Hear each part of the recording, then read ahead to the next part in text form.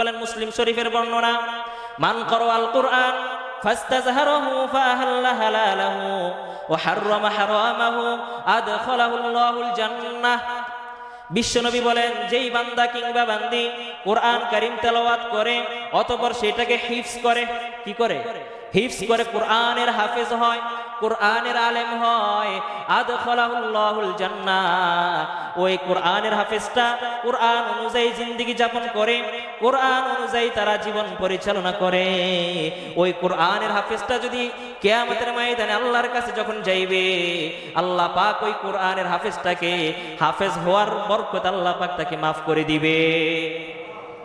আর ওই বাচ্চারা মক্তবে যাওয়ার পর উস্তাদের সামনে বসিয়া যখন তিনি নতুন সবক যখন পড়ে, বিসমিল্লাহির রহমানির রহিম, আমি আল্লাহ রাব্বুল আলামিনের অন্তরে, কুদরতি অন্তরে জোশ মেরে যায়।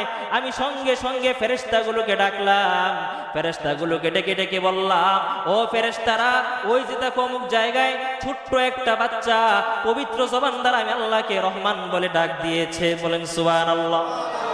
আমি আল্লাহকে রহমান বলে ডাকলো এই ছোট্ট বাচ্চা, আর এই বাচ্চার বাবার কবরে আযাব হবে, এটা তো কোনোদিন হতে পারে না। ও ফেরেশতারা, যাও যাও, আমার বান্দার কবরের আযাব মলকুতুবি করে দিয়ে, তার কবরের আযাব বন্ধ করে দিয়ে জান্নাতের বাগান বানাইয়া দাও। এই জ্ঞানটা যেটা আপনার আল্লাহ প্রদত্ত যদি হয়ে থাকে, ওই বান্দা সর্বদাই ওই জ্ঞানের মাধ্যমে, ইলমের মাধ্যমে সে আল্লাহ পর্যন্ত পৌঁছে যেতে পারে। সুবহানাল্লাহ। সেটা সাধারণ মানুষই হোক, অসাধারণ মানুষই হোক না কেন, জ্ঞান যদি থেকে থাকে, হাজারো মানুষের মধ্য থেকে দেখবেন তার কথাবার্তা, চাল চলন আলাদা। তখন তার ব্যবহারী মানুষ বলে যে, না রে, ছেলেটা অনেক জ্ঞানী, অনেক শিক্ষিত, বলে কি না ভাই? এই জ্ঞানটা হলো দুই প্রকার। ইলম কয় প্রকার? দুই প্রকার। খেয়াল করেন, দুই প্রকার ইলমের মধ্যে এক প্রকার ইলম শিক্ষা করা, এটা হলো ফরজে আইন, ফরজ। এটা প্রতিটা মানুষের জন্য এই ইলম যেটা ফরজ, এই ফরজ ইলম হাসিল করা, অর্জন করা, এটা প্রতিটা মানুষের জন্য এটা ফরজ, ফরজে আইন, মাফ নেই। আরেকটা হলো ফরজে কিফায়া, যেটা প্রতিটা মানুষের উপর ফরজ না, বরং সমষ্টিগতভাবে সকলের উপরে ফরজ।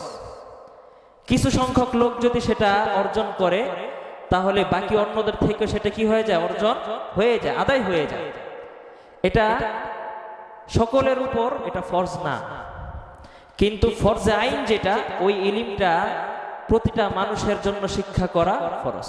যেমন ঈমান, আকীদা, নামাজ, রোজা, হজ এবং যাকাত, এই বিষয়গুলো জানা, এগুলো আদায় করতে যা যা লাগে এগুলো শিক্ষা করা, এগুলো প্রতিটা মানুষের উপরে কি ভাই? ফরজ, মাফ নেই। আমি যদি শিক্ষা করি, আপনি যদি শিক্ষা না করেন, এতে কিন্তু আপনি পার পাবেন না, মাফ পাবেন না, কারণ এটা আপনাকেও শিখতে হবে। ইমামের যেমন শিক্ষা প্রয়োজন, মুসল্লিদেরও ওইটা শিক্ষা করা কি প্রয়োজন। যেমন নামাজ, রোজা, হজ, যাকাত, ঈমান, আকীদা, এই বিষয়গুলো প্রত্যেকটা মানুষের উপরে সমান তালে এগুলো ফরজ, কারো জন্য কি না স্যার। আরেকটা আছে ফরজে কিফায়া, যেটা সামষ্টিকগতভাবে মানুষের উপরে ফরজ হয়। কিছু সংখ্যক লোক যদি এলাকা থেকে তারা যদি এটা শিক্ষা করে, বাকিগুলোর উপর থেকে সেই ফরজটা আদায় হয়ে যায়। সেগুলো হলো আপনার সর্বোচ্চ, যে কোনো বিষয়ে সর্বোচ্চ ডিগ্রি অর্জন করা, যে কোনো বিষয়ে পিএইচডি করা, গবেষণা করা, উচ্চতর শিক্ষা জ্ঞান লাভ করা, এটা প্রতিটা মানুষের উপর ফরজ না।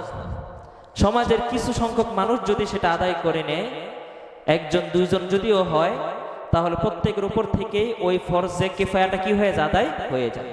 যেমন বড় বড় মুফতি হওয়া, বড় বড় মাওলানা হওয়া, হাফেজ হওয়া, ইমাম হওয়া, এটা কিন্তু প্রতিটা মানুষের উপর কি না ফরজ, কিছু সংখ্যক লোকের উপর ফরজ।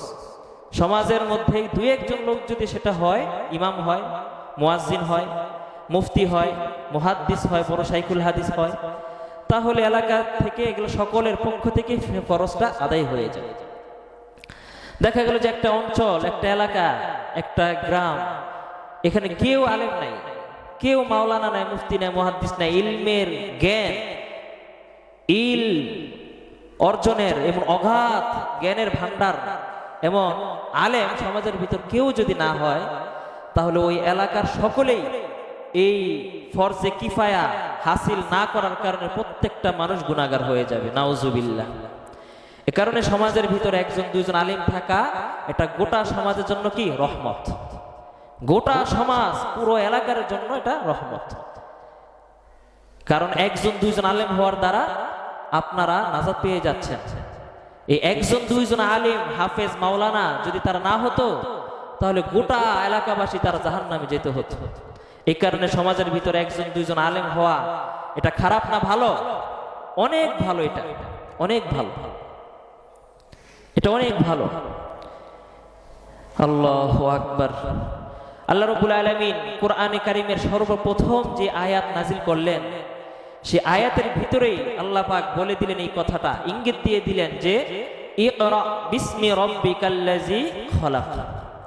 এই আয়াতটা সূরা আলাকের প্রথম আয়াত। এই সূরা আলাকের 5টি আয়াত, প্রথম 5টি আয়াত সর্বপ্রথম নবীজির উপরে আল্লাহ পাক ওহী করেছেন। সূরা ফাতিহাও নাজিল হয় না, সূরা বাকারা নাজিল হয় না, আলে ইমরান, সূরা নিসা, মায়েদা, কুল হুয়াল্লাহ, তাব্বাত ইয়াদা, কুল আউযু বিরাব্বিন নাস, কোন সূরা নাজিল হয় নাই। সর্বপ্রথম আল্লাহ তাআলা তার রাসূলের উপর যে সূরাটা নাজিল করেছেন, সেই সূরাটার নাম হলো সূরাতুল আলাক, সূরাতুল আলাক। আর এই সূরাতুল আলাকের সর্বপ্রথম আয়াতটার যেটা বলেছেন আল্লাহ পাক, সেখানে আল্লাহ পাক জ্ঞানের কথা বলেছেন। সুবহানাল্লাহ। ইকরা বিসমি রাব্বিকাল্লাযী খলাক, যে হে বান্দা পড়ো, ইকরা শব্দের অর্থ পড়ো, পড়ো তোমার প্রভুর নামে যিনি তোমাকে কি করেছেন, সৃষ্টি করেছেন। ইকরা বিসমি রাব্বিকাল্লাযী খলাক, খলাকাল ইনসানা মিন আলাক। আল্লাহ পাক প্রথমে জ্ঞান অর্জনের কথা বললেন, তারপরে আল্লাহ পাক বললেন যে আল্লাহ পাক মানুষ সৃষ্টি করেছেন। মানুষ সৃষ্টির কথা আল্লাহ পাক পরে বলেছেন, আগে বলেছেন জ্ঞান অর্জনের কথাটা। আবার এমনি ভাবে আমরা সূরা আর রহমানের দিকে যদিও তাকাই, সেখানে আমরা পাই আর রহমান আল্লামাল কুরআন খলাকাল ইনসানা আল্লামাহুল বায়ান। আর রহমান দয়াময় সে সত্তা, দয়াময় সে আল্লাহ, যিনি কি করেছেন, আল্লামাল কুরআন, মানুষদেরকে আল্লাহ পাক কোরআনের জ্ঞান দান করেছেন। সুবহানাল্লাহ। খলাকাল ইনসান, এরপর আল্লাহ পাক মানুষ সৃষ্টি করেছেন। আগে মানুষদেরকে কোরআনের জ্ঞান দান করেছেন, এরপরে এই মানুষটাকে কোরআনের জ্ঞান দান করার পর এই মানুষটাকে আল্লাহ পাক মানুষ বানিয়েছেন। সূরা আর রহমানের ভিতর আমরা পাইলাম আল্লাহ পাক আগে মানুষকে কোরআনের জ্ঞান দিয়েছেন, এরপর এই লোকটাকে আল্লাহ পাক মানুষ বানিয়েছেন।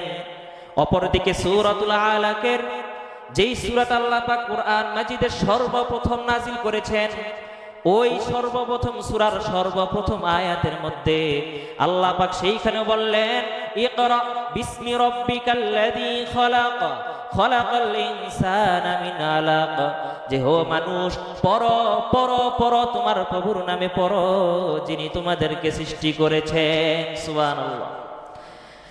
খলাকাল ইনসানা মিন আলাক, মানুষদেরকে শিক্ষা দেওয়ার পর, শিক্ষা অর্জনের আদেশ করার পর আল্লাহ বলেন খলাকাল ইনসানা মিন আলাক, আল্লাহ পাক মানুষ সৃষ্টি করেছেন। তার মানে বোঝা গেল একজন মানুষ জন্ম থেকেই মানুষ হয়ে জন্ম হলেই সে মানুষ হয় না, মানুষ হওয়ার আগে তাকে ইলমে দ্বীন শিক্ষা করতে হয়, ঠিক কি না? কারণ একজন মানুষের ভিতর যদি ওই কোরআন হাদিসের ইলম জ্ঞানের আলো যদি তার ভিতর না থাকে, সে দেখতে শুনতে যদিও মানুষ হয়, আল্লাহ তাআলা বুঝাইয়া দিলেন যে সে কিনা মানুষ। জ্ঞান ইলম একজন মানুষকে মানুষ হতে সাহায্য করে, কারণ ইলম যদি না থাকে তার ভিতর আর পশু পাখির ভিতর কোনো পার্থক্য আপনি দেখবেন না। এজন্যই বললাম ঈমান আনার পর একজন মুমিনের জন্য সবচেয়ে বড় দামি, সবচেয়ে মর্যাদাবান নেয়ামতের নাম হলো কি? ইলম, জ্ঞান। বলতেছিলাম মুসলমান, ইলম একজন মানুষকে জানোয়ার থেকে আলাদা করে, পশু পাখি থেকে ইলম মানুষকে আলাদা করে। সমাজের ভিতরে যেই কোনো জ্ঞান মানুষকে মানুষ বানায় না। সকল শিক্ষা, সব ধরনের শিক্ষা কিন্তু একজন মানুষকে মানুষ বানায় না। একমাত্র যেই শিক্ষা মানুষকে মানুষ বানায় সেটা হলো আল কোরআনের শিক্ষা। কথা বলেন ঠিক কিনা? কোরআনের শিক্ষাই মানুষকে একমাত্র মানুষ বানায়। পৃথিবীর আর কোন শিক্ষা নাই যে পরিপূর্ণ মানুষ বানায়, নাই। আধা মানুষ বানায়, আধা মানুষ, পরিপূর্ণ মানুষ বানাইতে পারে না। আমাদের সমাজের ভিতর গরু ছাগল আছে না নাই ভাই? এগুলো পেশাব করে কিনা? বৈশা করে না দাঁড়ায়া করে? তাহলে গরু, ছাগল, কুকুর, শিয়াল এগুলো সব সর্বদাই কি করে? দাঁড়িয়ে দাঁড়িয়ে পেশাব করে। বোঝা গেল দাঁড়াইয়া দাঁড়াইয়া পেশাব করা এটা গরু ছাগলের কাজ, ঠিক কিনা ভাই? সমাজের ভিতরে কিছু নামধারী জাগতিক শিক্ষা শিক্ষিত কিছু লোক আপনি দেখবেন, উচ্চতর ডিগ্রি অর্জনকারী কিছু লোক, গ্রাজুয়েশন প্রাপ্ত, এরকম টাই টুই সুইটকুট পরা এরকম সুশীল সমাজের কিছু লোক দেখা যায় যে যারা অনেক সময় রাস্তাঘাটে চলাচল করতে গেলে বিভিন্ন জায়গায় তারা বসে বসে পেশাব করার সিস্টেম থাকার পরেও তারা দাঁড়িয়ে দাঁড়িয়ে পেশাব করে। আছে কিনা এরকম?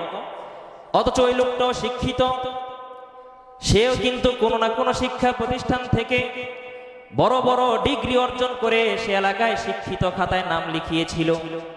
এরপরেও সে যেহেতু একটা গরু বাছুরের চাইতে আলাদা করে তার পেশাব পায়খানাটা সে করতে পারলো না, তার মানে বোঝা গেল সে যেই শিক্ষায় শিক্ষিত হয়েছিল ওই শিক্ষা তাকে পরিপূর্ণ মানুষ বানাইতে পারে নাই, ঠিক কিনা ভাই? একজন মানুষ মানুষ হওয়ার পরেও, শিক্ষিত হওয়ার পরেও সে একটা গরুর মতো দাঁড়াইয়া দাঁড়াইয়া পেশাব করে, কুকুরের মতো দাঁড়াইয়া দাঁড়াইয়া পেশাব করে, তাহলে বোঝা গেল ওই লোকের মধ্যে আর গরুর মধ্যে কোনো পার্থক্য নাই, ঠিক কিনা ভাই? নাই। বলতেছিলাম সব শিক্ষায় মানুষকে মানুষ বানায় না। একমাত্র কোরআন হাদিসের ইলম, ইলমে ওহী যেটা আসমানি ইলম, আল্লাহ প্রদত্ত যেই জ্ঞান, এই জ্ঞানটা একমাত্র মানুষকে আদর্শবান মানুষ হিসেবে গড়ে তোলে। আপনি আমি যখন দেখব গরু ছাগলগুলো যখন মাঠে আমরা চড়াইতে নিয়ে যাই, গরুর মালিক যিনি, ছাগলের মালিক যিনি, তিনি গরু বাছুরটাকে বলে দেয় যে ছাগল তুমি এখন যাইবা, তোমাকে নিয়ে যাব, তুমি আশেপাশে ডানে বামে কোনো দিকে মুখ দিবা না, সোজা হাঁটবা, যেইখানে আমাদের ক্ষেত, আমাদের যেইখানে ঘাস আছে ওইখানে গিয়ে তুমি ঘাস খাইবা, এর আগে ডানে বামে যত ঘাস দেখো না কেন কোনো জায়গায় তুমি মুখ দিবা না। বলেন তো দেখি, এই কথা বললে ছাগল মানবে? মানবে? সে যাবে ঠিক, ডানে বামে সে যা দেখবে সেটার মধ্যে মুখ দিবে। এটা তার মালিকের কিনা, এটা তার জন্য হালাল না হারাম, এই তমিজ করার সময় কিন্তু ছাগলের, সে কোনটা হালাল কোনটা হারাম সে সেটা বোঝে না। ঠিক একই রকম ভাবে সমাজের ভিতরে কিছু নামধারী শিক্ষিত কলামিস্ট তারা আমাদের সমাজে আছে। তাদের জন্য আল্লাহ রাব্বুল আলামিন কোরআনের মধ্যে বললেন, আহাল্লাল্লাহুল বাইআ ওয়া হাররামার রিবা। ও ইমানদারের দলেরা শুনে নাও, শুনে নাও, তোমরা দুনিয়ায় যাইবা, দুনিয়ায় গিয়ে যেইভাবে হোক, যেই দিক থেকেই হোক, রিজিক কিন্তু তোমাদের জন্য হালাল হবে না। ব্যবসায়ী পন্থায়, বৈধ পন্থায় যেই রিজিক তোমার জন্য আসবে ওইটাই একমাত্র তোমার জন্য হালাল।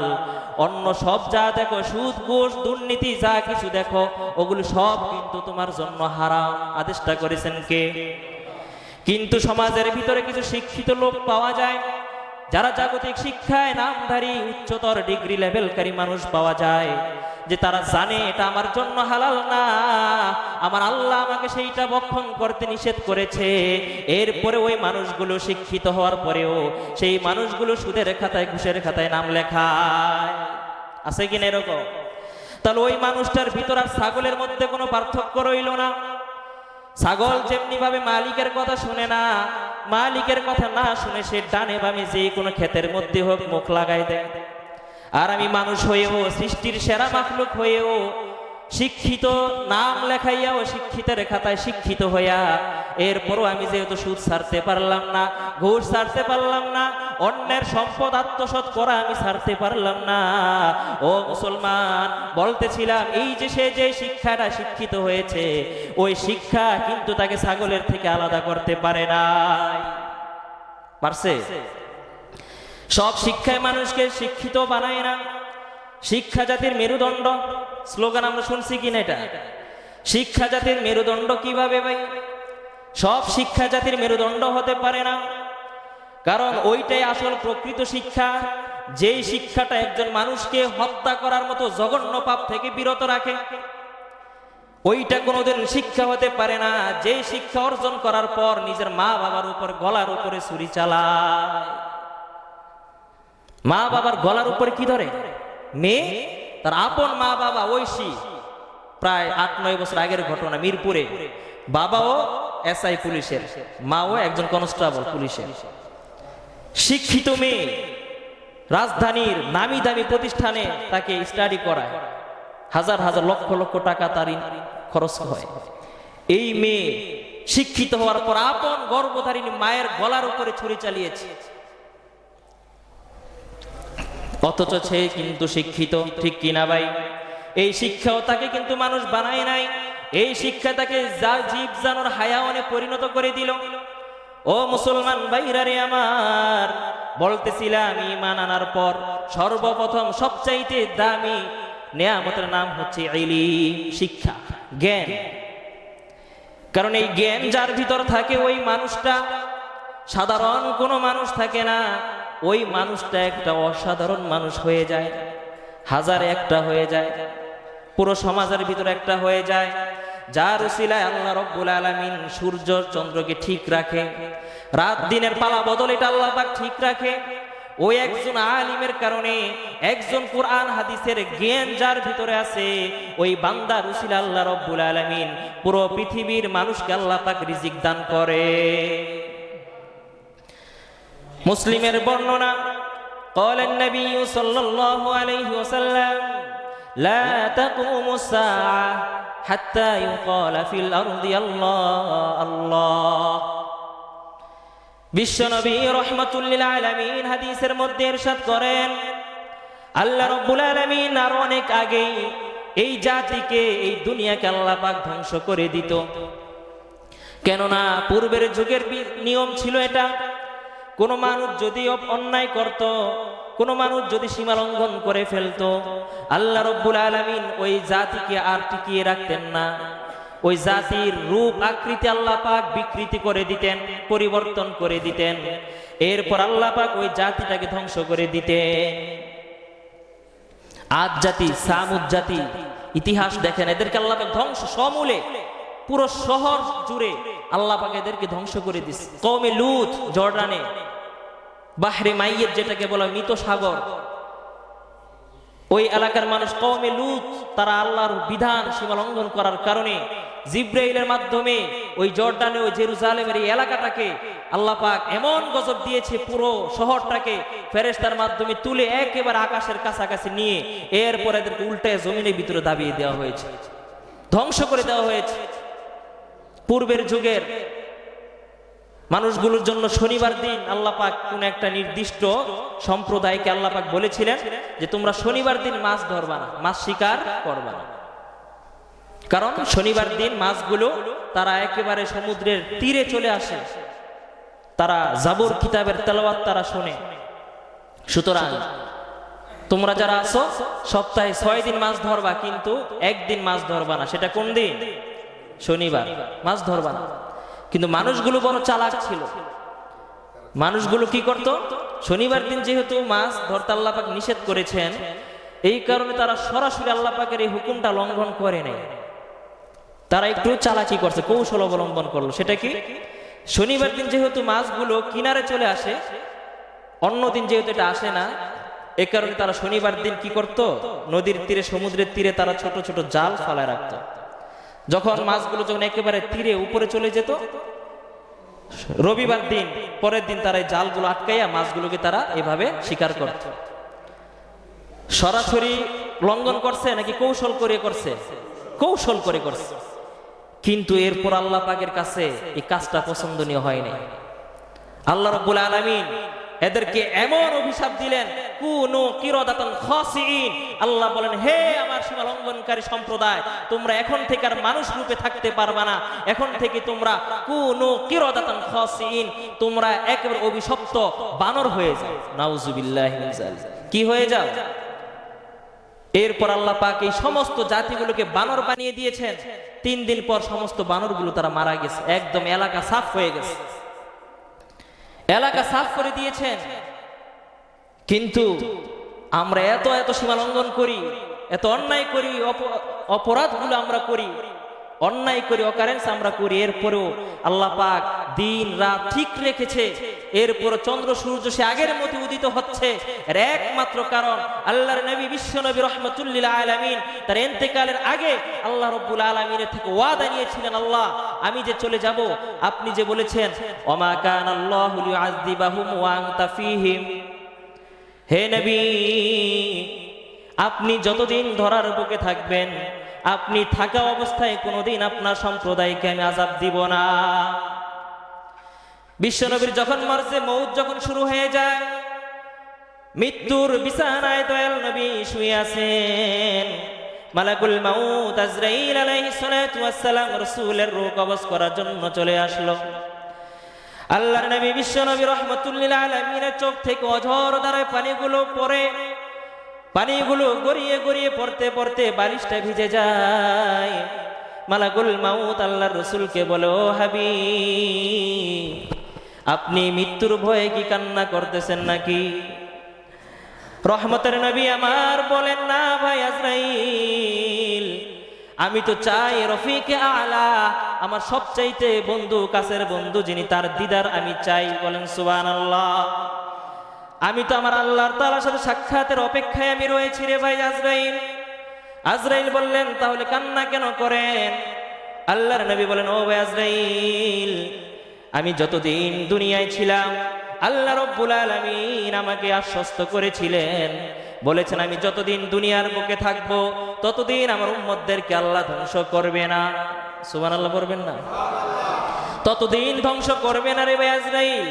আজকে যদি আমি এই মুহূর্তে যদি চলে যাই, তাহলে কিয়ামত পর্যন্ত যত আনেওয়ালা উম্মত আমার হবে, এই এতিম উম্মত গুলো তারা আমাকে দেখে নাই, তারা সাহাবীদেরকে দেখে নাই, তাবিঈকে দেখে নাই, আল্লাহ রাব্বুল আলামিনের কুদরত গুলো তারা স্বচক্ষে তারা দেখে নাই।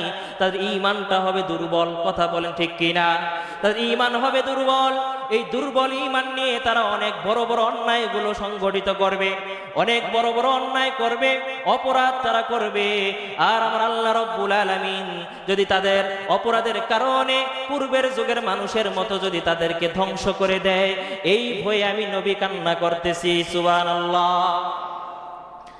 আমার আল্লাহ তাআলা আমার রাসূলকে মৃত্যুর আগে, দুনিয়া থেকে বিদায় নেওয়ার পূর্বে আল্লাহ রাব্বুল আলামিন রাসূলকে আশ্বস্ত করে দিলেন, হাবিব আপনি টেনশন করবেন না, টেনশন করবেন না, আপনার উম্মত এগুলো আমারও তো বান্দা। কথা বলেন ঠিক কিনা? আপনার উম্মতকে আমি কোনোদিন ধ্বংস করব না গো রাসূল। ও আমার হাবিব, আপনার উম্মতের মধ্যে যদি একজন বান্দা যদি জীবিত থাকে, যেই ব্যক্তি আমি আল্লাহকে আল্লাহ বলে ডাকে, কি বলে ডাকে? আমি আল্লাহকে আল্লাহ বলে ডাকার মতো একজন যদি আলেম থাকে, একজন যদি ছাত্র থাকে, একজন যদি পরহেজগার মানুষ যদি থাকে, আর সে পবিত্র জবান দ্বারা যদি আল্লাহকে আল্লাহ বলে ডাকে, ও নবী এমন একজন ব্যক্তি জীবিত থাকা অবস্থায় আমি আপনার জাতিকে কোনোদিন ধ্বংস করব না, ধ্বংস করব না।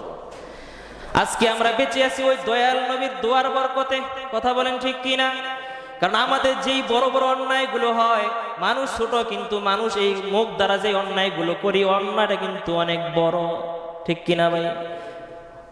অনেক মানুষ দেখবেন এক আঙ্গুল্লা মানুষ কথা কয় 10 আঙ্গুল্লা, হয় কি হয় না? আমরা মানুষ যদিও আকারে ছোট, কিন্তু আমাদের গুনাহ কিন্তু ছোট না ভাই। আমাদের গুনাহ অনেক বড়, অনেক বড়।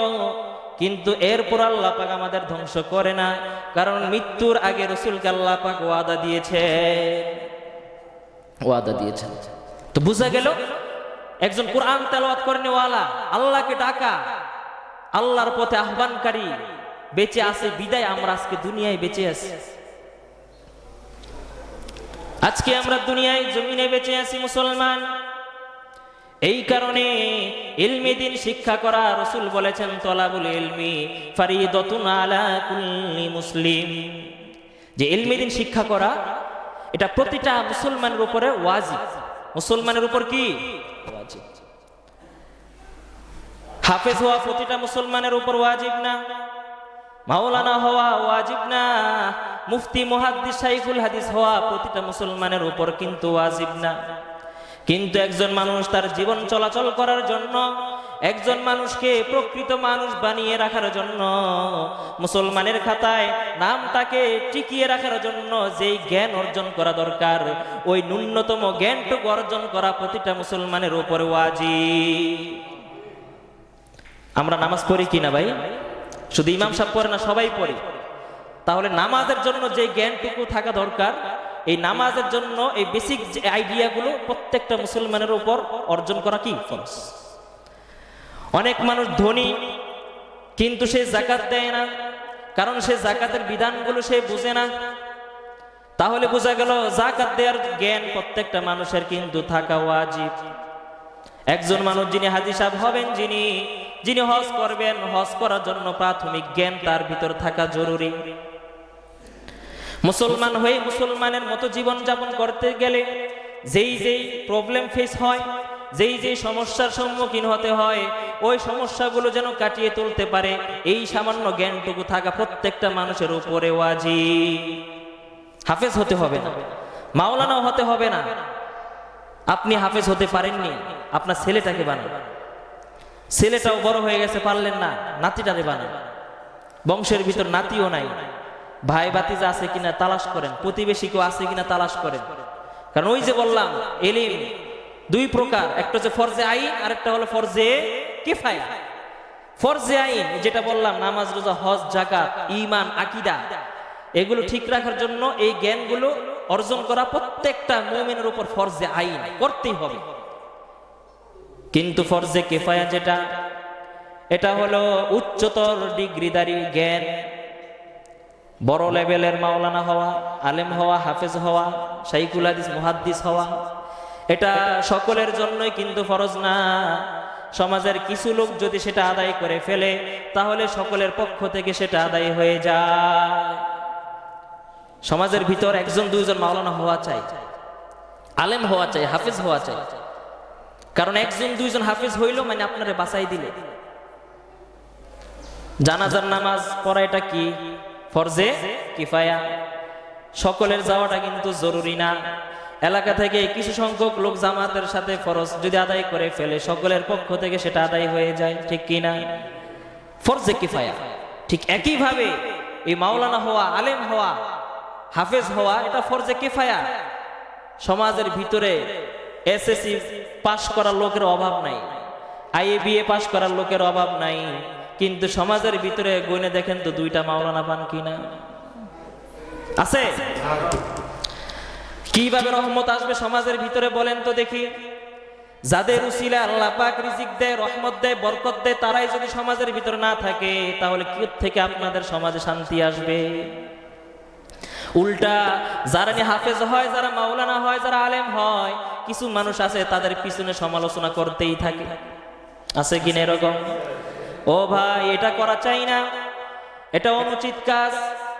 বরং আপনার একজন ভাই, দিনী ভাই, এই আলেমকে মর্যাদা দিলে এই মর্যাদাটা কে পেয়ে যাবে?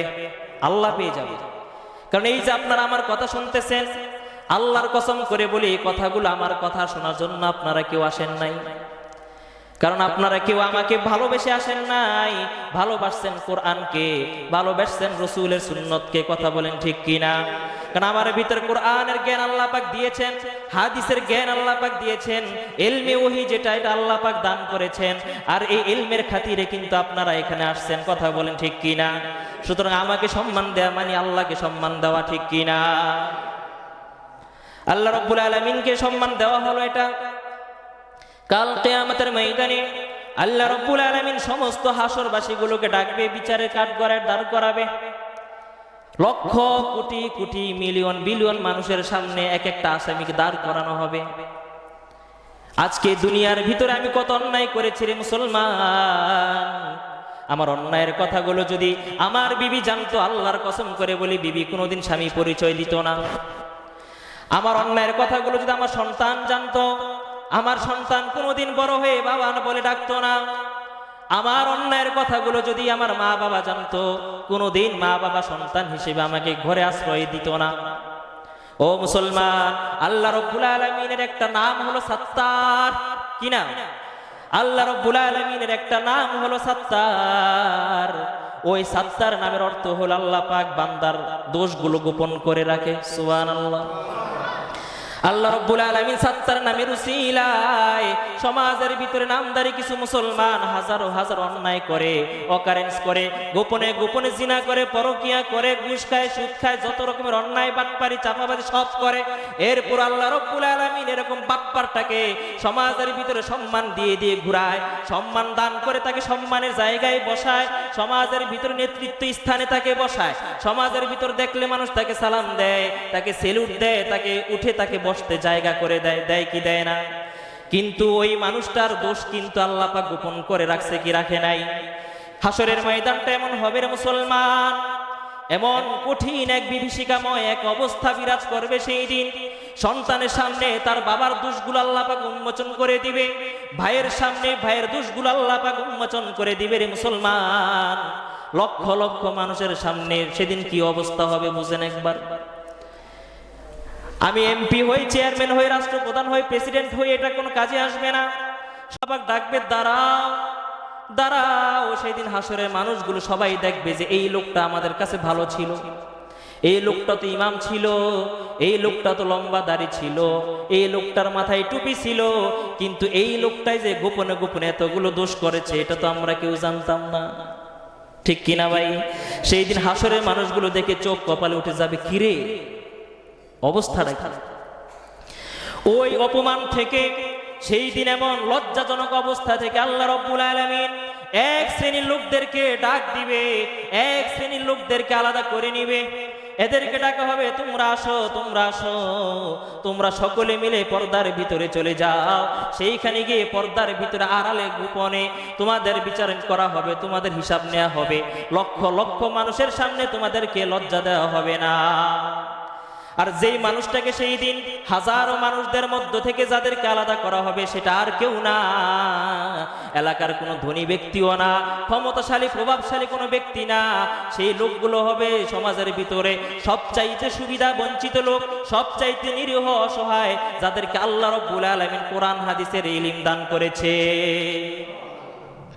একজন কোরআন হাদিসের ইলম দানকারী ব্যক্তি, কোরআনের জ্ঞান যাকে দেওয়া হয়েছে, হাদিসের জ্ঞান যাকে দেওয়া হয়েছে, এমন প্রত্যেকটা আলেমকে আল্লাহ পাক সেদিন সকলের সামনে কিন্তু বিচার করবে না।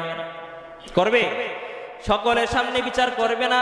যাদেরকে আল্লাহ পাক ইলম দান করেছেন এদেরকে আলাদা সাইডে নিয়ে গোপনে আল্লাহ পাকের সামনে শুধু আল্লাহ আর বান্দা, ফেরেশতাও থাকবে না। আল্লাহ রাব্বুল আলামিন বলেন, এ বান্দা, তোমাকে আমি ইলম দান করেছি লক্ষ লক্ষ কোটি মানুষের সামনে লজ্জা দেওয়ার জন্য নয়। সেই মানুষ, প্রত্যেকটাই মানুষ কিন্তু সে নফসের বাহিরে না, প্রত্যেকটা মানুষ কিন্তু নফসের ভিতরেই আছে। নফসের কারণে মানুষ অন্যায় করতে পারাটা স্বাভাবিক না অস্বাভাবিক? স্বাভাবিক বিষয়। সে চাই সে আলেম হোক কিংবা গায়রে আলেম হোক, যে কোনো মানুষ হয়তো কি পারে অন্যায় করতে পারে। কিন্তু আল্লাহ পাক যাদেরকে ইলম দান করবে এদেরকে হাজারো মানুষের সামনে লজ্জিত করবে না। মাই ইউরিদিল্লাহু বিখাইরান ইউফাক্কিহু ফিদ্দীন। নবীজি বলেন, যাকে ইলম দেয়া হলো তাকে দুনিয়া এবং আখিরাতের কল্যাণ তাকে দেওয়া হলো। সুবহানাল্লাহ। এই কারণে মুসলমান, নিজে আলেম হতে পারি নাই, নাতিটার আলেম বানান। নাতিও নাই, তাহলে আশেপাশের প্রতিবেশী গরিব মিসকিন কেউ আছে কিনা দেখেন, মাদ্রাসায় পড়ায়, এমন একটা দুইটা ছাত্রের জিম্মাদার আপনি হয়ে যান।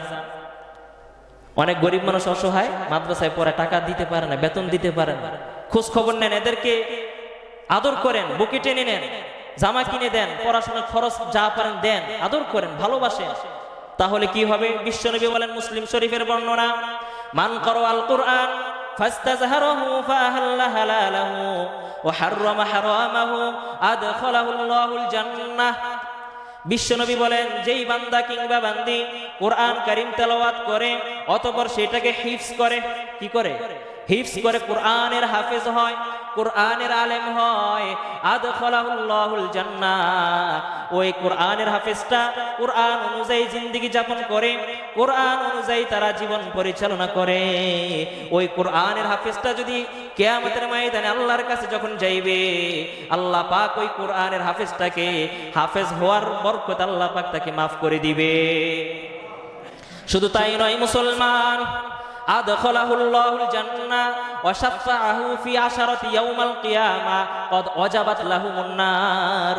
বিশ্বনবী বলেন, ওই কোরআনের হাফেজটা যেদিন জান্নাতে যাইবে, জান্নাতে যাওয়ার আগে এই কোরআনের হাফেজ আল্লাহকে ডাক দিবে, আল্লাহ আজকে আমি জান্নাত পেয়েছি, এটা আমার জন্য পরম একটা সৌভাগ্যের বিষয়।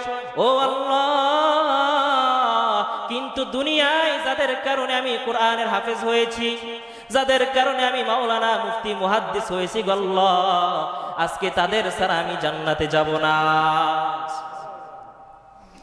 সুবহানাল্লাহ, মুখ দিয়েও আসে না। হায় রে মুসলমান, জোরে বলেন না সুবহানাল্লাহ।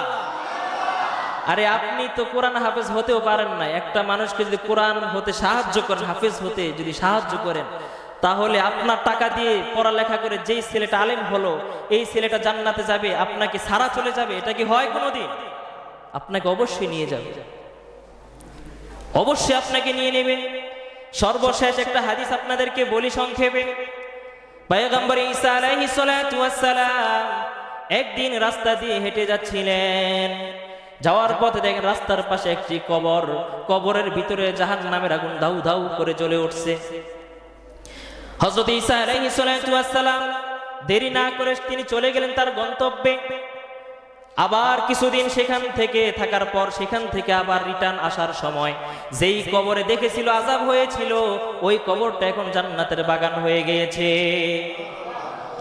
হযরত পয়গম্বর ঈসা আলাইহিস সালাতু ওয়াস সালাম আল্লাহ রাব্বুল আলামিনের দরবারে হাত তুলে বলে, আল্লাহ কি ব্যাপার, দুদিন আগে দেখলাম এই কবরে আগুন জ্বলে, আজকে এই কবরে আগুন তো নাই, বরং জান্নাতের নাজ নিয়ামত দ্বারা ভরপুর, ব্যাপারটা কি? আল্লাহ রাব্বুল আলামিন বলেন, ঈসা রে, এই কবরের ভিতর যিনি শুয়ে আছেন তিনি একজন যুবক ছিল। তার মৃত্যুটা যখন হয়েছিল যৌবন অবস্থায়, নতুন বিবাহ করেছিল। তিনি মৃত্যুর সময় তার স্ত্রীটাকে 6 মাসের অন্তঃসত্ত্বা গর্ভবতী রেখে তিনি দুনিয়ার জমিন ছেড়ে আসেন। তার ইন্তেকাল হয়ে যাওয়ার পর তার বিবি এই ছোট্ট এতিম বাচ্চাটাকে তিনি মক্তবে ভর্তি করাইয়া দেয়। আর ওই বাচ্চারা মক্তবে যাওয়ার পর উস্তাদের সামনে বসিয়া যখন তিনি নতুন সবক যখন পড়ে, বিসমিল্লাহির রহমানির রহিম, আমি আল্লাহ রাব্বুল আলামিনের অন্তরে, কুদরতি অন্তরে জোশ মেরে যায়। আমি সঙ্গে সঙ্গে ফেরেশতাগুলোকে ডাকলাম, ফেরেশতাগুলোকে ডেকে ডেকে বললাম, ও ফেরেশতারা, ওই যে দেখো অমুক জায়গায় ছোট্ট একটা বাচ্চা পবিত্র জবান দ্বারা আমি আল্লাহকে রহমান বলে ডাক দিয়েছে। বলেন সুবহানাল্লাহ। আমি আল্লাহকে রহমান বলে ডাকলো এই ছোট্ট বাচ্চা, আর এই বাচ্চার বাবার কবরে আযাব হবে, এটা তো কোনোদিন হতে পারে না। ও ফেরেশতারা, যাও যাও, আমার বান্দার কবরের আযাব মলকুতুবি করে দিয়ে, তার কবরের আযাব বন্ধ করে দিয়ে জান্নাতের বাগান বানাইয়া দাও।